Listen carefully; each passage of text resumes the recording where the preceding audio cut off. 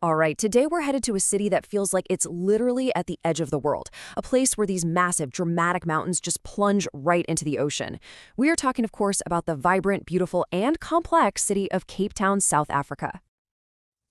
This is a place that's always at the top of those must-see lists, and honestly, for very good reason.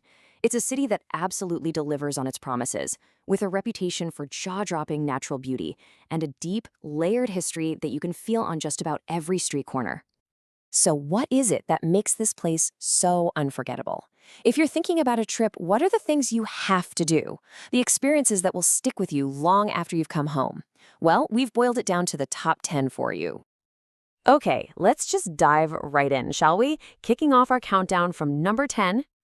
All right, first up at number 10, we have Bo-Kaap. And look, you've definitely seen these rainbow-colored houses all over your Instagram feed, right? But this neighborhood is so much more than just a pretty picture. When you're walking these cobblestone streets, you're in the historic heart of Cape Malay culture, a real, living community with deep roots and home to the country's very first mosque. Coming in at number 9 is Kirstenbosch, and let me tell you, this is not your average city park. We're talking about one of the great botanical gardens of the world, tucked right onto the eastern slopes of Table Mountain. It's a UNESCO site that's all about showcasing the region's incredible fynbos. That's a whole kingdom of plant life you won't find anywhere else on Earth. And the highlight? For a lot of people, it's the tree canopy walkway that literally lifts you up into the treetops.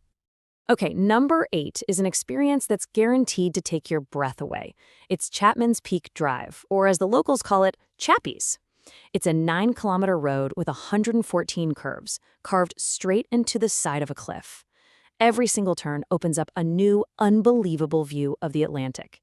It's easily one of the most spectacular coastal drives on the entire planet. And at number 7, we're heading to the absolute energetic heart of the city, the V&A waterfront. What's so cool about this place is that it's a real, living, breathing harbor. You'll see seals sunbathing on the docks, right next to world-class spots like the Zitz Museum of Contemporary Art Africa and the Two Oceans Aquarium. The whole area just buzzes with energy, day and night. All right, for our next section, we're going to leave the city buzz behind for a bit and take a little journey down the incredible Cape Peninsula. Kicking things off at number 6 is something, well, it's just plain awesome. We're talking about Boulders Beach. Why? Because it's home to a massive colony of over 3,000 African penguins. And thanks to these giant granite boulders that protect the cove, it is one of the only places on Earth where you can actually get in the water and swim near these amazing birds in their natural home. At number 5, we're going all the way to the dramatic, windswept tip of the peninsula, Cape Point and the Cape of Good Hope. I mean, this is where you can really feel the raw power of nature. You can take the Flying Dutchman funicular up to the old lighthouse for these unbelievable panoramic views where the Atlantic and Indian Ocean currents smash together. It's wild, it's rugged, and it's totally unforgettable. And now at number 4, we have a place that's, well, it's not just a tourist spot. It's a place of deep, profound historical importance. We're talking about Robben Island. This is where Nelson Mandela was imprisoned for 18 of his 27 years. A visit here feels less like tourism and more like a pilgrimage, a journey to really understand a crucial piece of world history. And here's what makes a visit so incredibly powerful.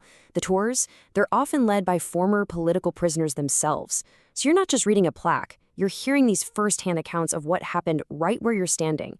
It just brings the island's story of resistance and resilience to life in a way that's, wow, it's an experience that really sticks with you.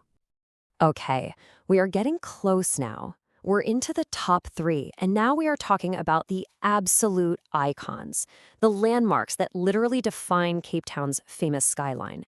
So grabbing the bronze medal at number 3 is, of course, the city's most famous guardian. You guessed it, Table Mountain. Look, the question isn't if you should go to the top, that's a given. The real question is how you're going to do it. Are you going to earn that view with a challenging, rewarding hike? Or are you going to glide up in 5 minutes flat in that incredible rotating cable car? But honestly, whether you choose adventure or comfort, that view from the summit is a non-negotiable part of any Cape Town trip. All right, our silver medal coming in at number 2. It's a stretch of coastline so ridiculously beautiful, it almost doesn't look real.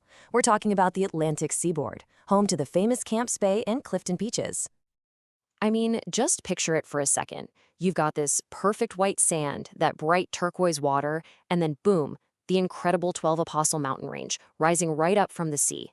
This is the spot for a classic Cape Town sunset. Period. Okay, here we are. We have made it to the top. We've counted down from 10, and we've reached number 1. But I'll tell you what, the answer might not be what you're expecting.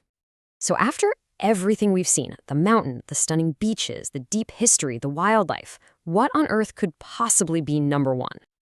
Well, here's the thing.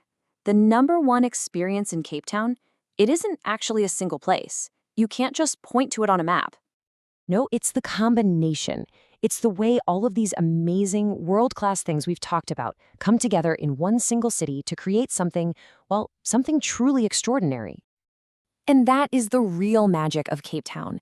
It's a city where, in one day, you can go from confronting this profound, heavy history on Robben Island in the morning to exploring the lively, modern V&A waterfront in the afternoon. You can hike a mountain at sunrise and then find yourself eating an incredible Cape Malay curry in a vibrant, historic neighborhood for lunch. It is this incredible collision of nature, culture, adventure, and history that really takes the top spot for us. So, before we wrap this up, just a few quick, essential tips to help you get the most out of your trip. First off, pack layers. Seriously, Cape Town is famous for having 4 seasons in a single day. Also, be smart. Be aware, just like you would in any big city. And finally, if you can, rent a car. It just gives you so much freedom to connect all these incredible dots on your own schedule. And that really brings us to the final thought here. In a city that is defined by its incredible combinations, the best experience, the real number 1, is the one you create for yourself. So the only question left is, what's your Cape Town story going to be?